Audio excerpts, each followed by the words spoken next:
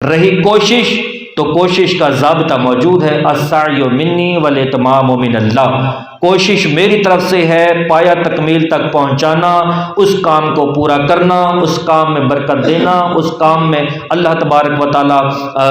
کامیابی دینا، یہ سب اللہ تعالیٰ کے دست قدرت میں ہے۔ اور اللہ تعالیٰ نے یہ بھی ارشاد فرمایا اس ضابطے کے تحت، والذین جاہدوا فینا لنہدینہم سبلنا، فرمایا کہ جو میری راہ میں کوششیں کرتے ہیں وہی راہوں کو پا لیتے ہیں اور ان کے لیے میں راستے آسان کر دیتا ہوں۔ اب ہمارے ہاں ضابطہ یہ ہے کہ مجھے توفیق ملے گی تو ہی میں نماز پڑھوں گا، مجھے توفیق ملے گی تو ہی میں تلاوت قرآن کروں گا، مجھے توفیق ملے گی تو ہی میں نماز ادا کروں گا، مجھے توفیق ملے گی تو ہی نماز سیکھوں گا، مجھے توفیق الہی ملے گی تو ہی زکوٰۃ ادا کروں گا، مجھے توفیق ملے گی تو ہی عشر ادا کروں گا، مجھے توفیق ملے گی تو ہی میں زکوٰۃ ادا کروں گا، مجھے توفیق ملے گی تو ہی میں صدقہ و خیرات کروں گا۔ یعنی توفیق مانگتے مانگتے مانگتے اپنی زندگی کو، آخرت کو، قبر کو داؤ پہ لگا دیتا ہے۔